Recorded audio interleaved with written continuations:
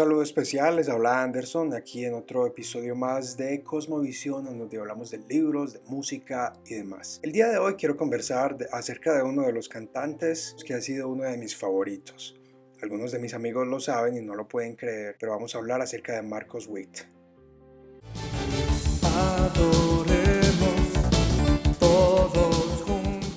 Aquí no olvides suscribirte, darle me gusta, comparte y espero que te gustes al momento. Y tengo una sorpresa, y es que hay muchas cosas de la historia de las personas que realmente deberíamos buscar antes de juzgar o antes de emitir juicios.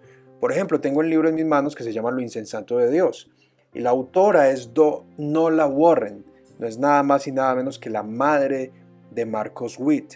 Y dentro de los reconocimientos, una de las cosas que me sorprende es que ella dice agradecimientos a un montón de gente y adicional a eso la iglesia menonita reformada de Estados Unidos.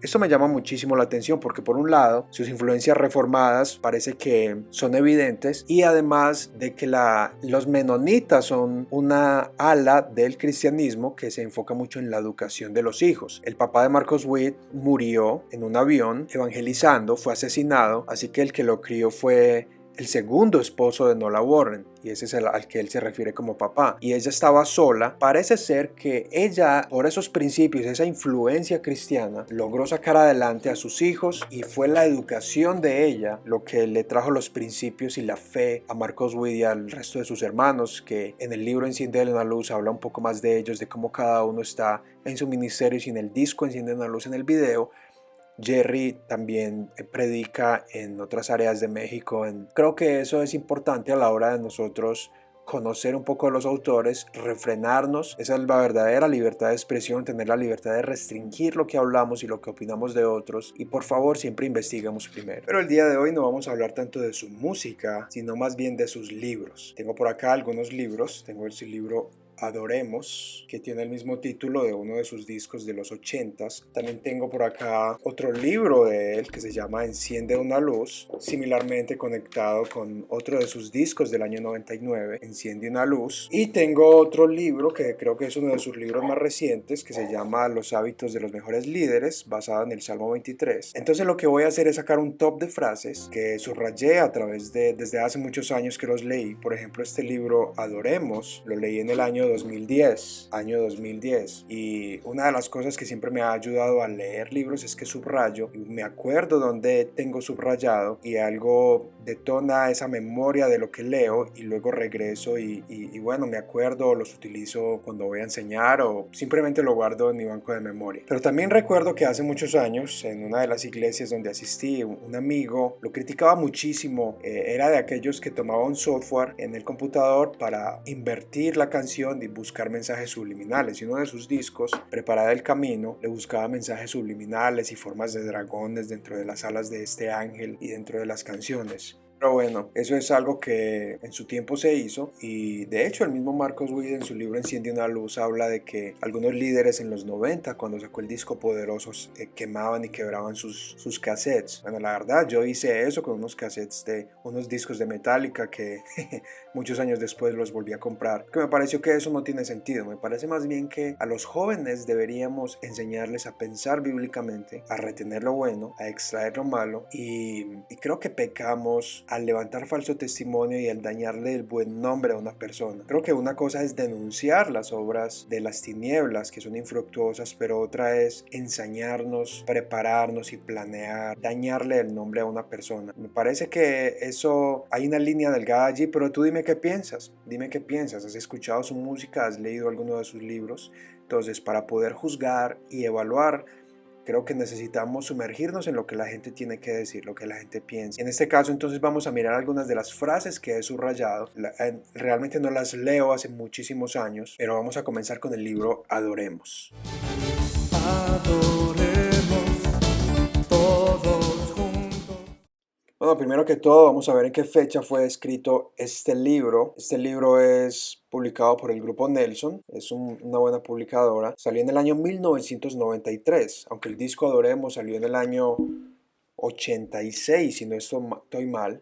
Marcos Witt dice que el libro surgió como una invitación de Integrity Music para animarlo a hablar acerca de lo que venía haciendo en lo que en aquel tiempo se llamaba como el despertar o el renacer de la alabanza de adoración, que terminó siendo un movimiento. Elogios del libro. El libro tiene elogios de Alberto Motesi, un evangelista argentino también muy popular en su momento, Carlos Anacondia, Víctor Ricardo, Banjo Esquilín, ni idea quién es, David Greco y Chuy Olivares. Creo que sí vale la pena mencionar que Chuy Olivares en aquel entonces sí trabajaba con Marcos, y recientemente hay unos videos en donde él dice que se apartó de ese movimiento de la alabanza y adoración y prácticamente da la impresión como si ya no fueran amigos. Pero en fin, vamos a hablar acerca del libro. El libro tiene 10 capítulos. Los 10 capítulos del libro son: 1. Acción de gracias, alabanza, antes de ser un adorador, adoración, ¿por qué la escasez de adoradores? Y allí tengo anotado que Marcos Witt habla acerca del rey Usías, que siendo rey sacrificó y por eso trajo juicio sobre él mismo. Luego un encuentro con Dios, la importancia de alabar y adorar, basado en Romanos 1, ese me gusta. Los moradores de Sión, allá en el cielo, y problemas comunes en la alabanza y adoración. Y conclusión. A grandes rasgos el libro es un manual para directores de alabanza.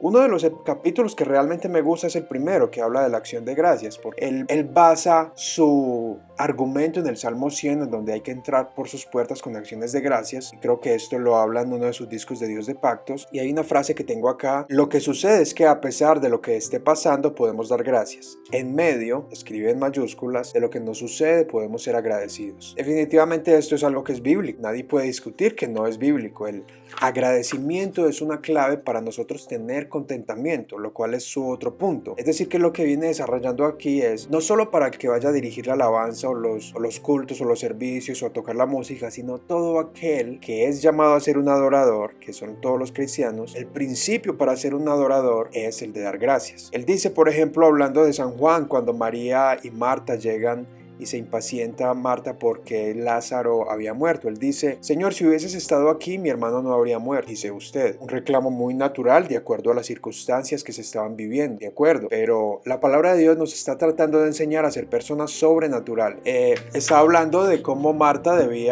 nos muestra ese ejemplo de cómo ella estaba llena de tristeza y le dice al Señor si hubiera llegado antes, y no sé, creo que esto es una semilla de lo que luego convertiría en su disco de Sobrenatural, pero hace énfasis en vivir más allá de las circunstancias. Hasta el momento no veo nada antibíblico ni nada que contradiga la palabra de Dios. De hecho, está repleto de versículos. Una de las cosas en ese primer capítulo es que él habla de espíritu, alma y cuerpo. Y definitivamente, y creo que esto no es una doctrina central, no es de la esencial, pero vale la pena destacar de que su concepto teológico, su entrenamiento teológico transpira en lo que escribe y está a favor de lo que es que los seres humanos somos tripartitos, tenemos espíritu, alma y cuerpo. Esa es una de las posturas de la antropología bíblica, ya que existe otra postura en donde simplemente somos espíritu y somos cuerpo. En el Antiguo Testamento, para los judíos, su entendimiento de espíritu y de alma es lo mismo. Sin embargo, otros autores como Watchman Nee desarrollan mucho más profundamente lo que es ser tripartito, poniendo mucho énfasis en el espíritu, en el alma o en el cuerpo, básicamente poniendo que el alma es como el creyente tibio,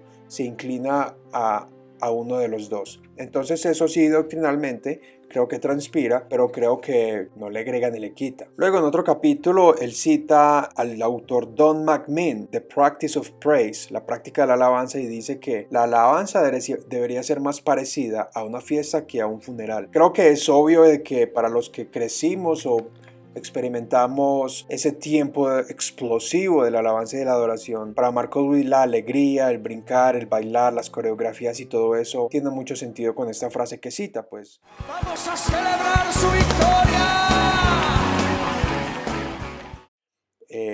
Digamos que él surgió como respuesta a la insípida alabanza y adoración que había en los años 80 y 70. Bueno, tú dime qué piensas de eso, qué tan de acuerdo estás, qué tan desacuerdo, qué te parece eso a la luz de lo que entiendes acerca de la alabanza o la adoración. Dice en la página 48, cuando la alabanza no tiene la ojiva atómica, entonces solo viene a ser música y canto común y corriente que tiene poca fuerza. Creo que lo de la ojiva atómica se refiere al poder del Espíritu Santo, y algunos podrían decir de que actualmente mucha música, otros podrían decir incluyendo la de él, termina siendo música común y corriente, que no tiene el espíritu o que solo música por comercializar. A ver, otra frase que hay por aquí, pasamos al otro capítulo antes de ser un adorador. Me gusta este capítulo porque habla del rey Ezequías y lo fundamenta en segundo libro de Crónicas 29. Si usted recordará, el rey Ezequías hizo unas reformas, descubrió las escrituras y restauró lo que era la música en aquel tiempo de los reyes.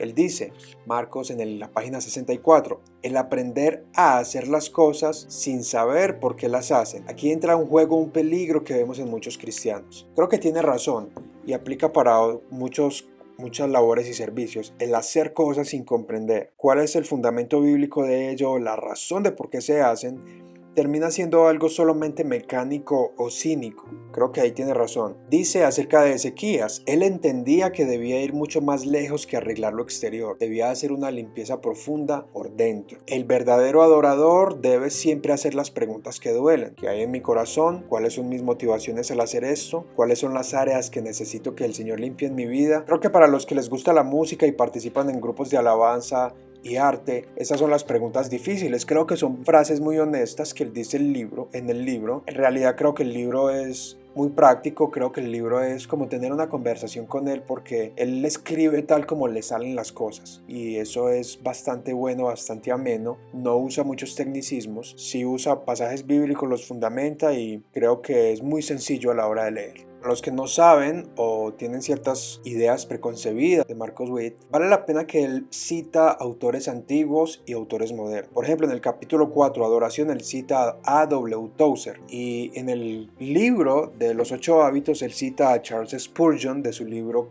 Conferencias a mis estudiantes.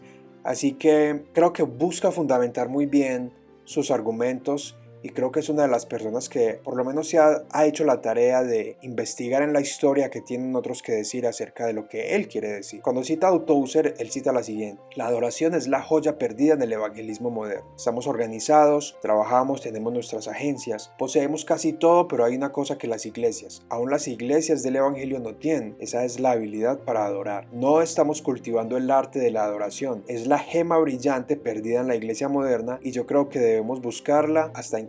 Es una frase muy bonita. A ver qué más hay por acá. Él dice, hablando del Padre y de ese versículo de Juan capítulo 4, que él busca adoradores, dice, él no busca tu adoración, él te busca a ti. Tu adoración será limitada solo a tu conocimiento de Dios. Creo que esto es definitivamente bíblico. Y yo comentaría que el autor R.C. Sproul en su libro La Santidad de Dios dice que nuestra adoración está limitada a nuestro conocimiento de su santidad. Hasta el momento creo que es un buen libro. Dice, esta es una fuerte, para ser un adorador de los que Dios busca tendrás que desenmascarar. En este capítulo él habla mucho de la sinceridad, de la honestidad como músicos, porque es un libro pues muy centrado, muy enfocado a los músicos, de ser transparentes.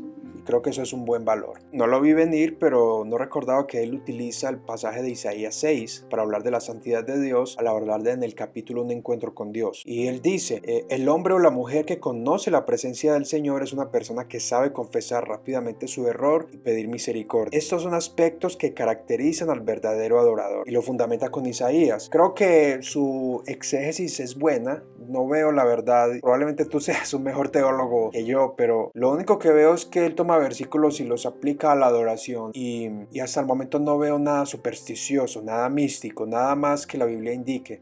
Después de todo el entrenamiento de Marcos Witt, viene del seminario teológico de Dallas, Texas. Si no lo sabes, él estudió teología y también estudió música clásica desde pequeño. En otro de los capítulos, La importancia de alabar y adorar, Marcos Witt hace un análisis interesante, una conexión me parece muy acertada del Salmo 14.1. Dice, el necio en su corazón no hay Dios. Luego él dice, lo repite en el Salmo 53.1, dice, el necio en su corazón no es Dios, no hay Dios. Y él dice, esto se puede corroborar en los versículos 18 al 21 de Romanos 1, donde habla de la ira de Dios y allí Marcos Witt hace una lista, no da gracias, porque al fin y al cabo, ¿por qué le va a dar gracias a alguien que no conoce ni sabe si existe? Esta otra cita que él nos dice en la página 160. Todo el mundo está sin excusa, según el apóstol que escribe a los romanos, pero quienes son más tristes aún son aquellas personas que después de haber conocido la luz de su salvación y que han descubierto los grandes tesoros de su palabra y que han experimentado algo de la gracia redentora y la misericordia del Señor, dejan de darle gloria, dejan de darle gracias, se envanecen en sus razonamientos y como resultado terminan en oscuridad espiritual. Esto sí que es triste, de hecho, esta es la razón por la que se levantan tantos falsos profetas que empezaron bien.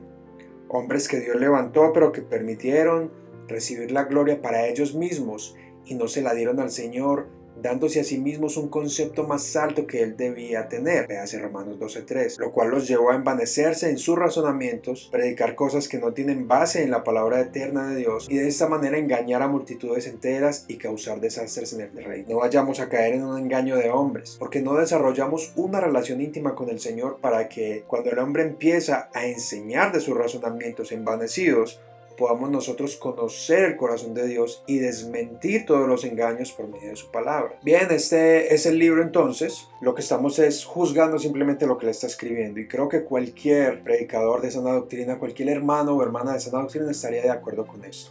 Más adelante en Los Moradores de Sion, en otro capítulo, él habla de que muchos nos han enseñado de cómo vamos a vivir en el cielo, pero poco de cómo vivir acá. Es decir, creo que en cierta forma toca lo que es enfocarse mucho en el mundo que viene y abandonar nuestra mayordomía acá. Eso me gusta bastante y creo que los ministerios que él ha desarrollado y todo lo que ha desarrollado muestra un concentrarse en la vida de acá sin soltar la vida de allá. Él dice: Dios nos libre de la mentalidad que ha surgido en algunos países donde se enseña un cristianismo de ostentación y prosperidad falsa, que mide la bendición del Señor sobre los distintos ministros por medio del coche que manejan o por sus trajes de $3,000. Es bueno, la verdad es que creo que el libro es buenísimo, es un libro que sigue siendo relevante. De nuevo, no estamos juzgando la personalidad ni el carácter del autor, estamos juzgando y tratando de evaluar lo que él dice, si es bíblico o si no lo es. En mi opinión, sí lo es. El libro es muy sencillo de leer, es como tener una conversación con él. No es un libro técnico, no es un libro académico, no es un libro complejo, es un libro sencillo, es un libro que habla de verdades y que realmente no sé qué tanto haya cambiado de opinión el autor en algunas cosas hoy en día, ya que este libro es del año 93. No sé si ajustaría algunas cosas, pero ese es el libro y te animo a que si lo puedes adquirir lo leas. Puedes aprender si te gusta la música, si te incita el tema de la adoración y de la alabanza, si te gusta la música de él o simplemente conocer qué es lo que cristianos de épocas anteriores, que él todavía está vivo y creo que todavía tiene mucho por delante, tienen que decir. Entonces espero que te haya gustado, suscríbete al canal, más adelante hablaremos acerca de otros libros de él y que sea una motivación. Entonces los libros lo podemos evaluar, lo que dice el autor, teniendo en cuenta de que los autores y personas, todos somos imperfectos, cambiamos con el tiempo y podemos aprender de cosas sin condenarlas. Bueno, dime qué piensas de ello. Chao. Me has tomado en tus brazos.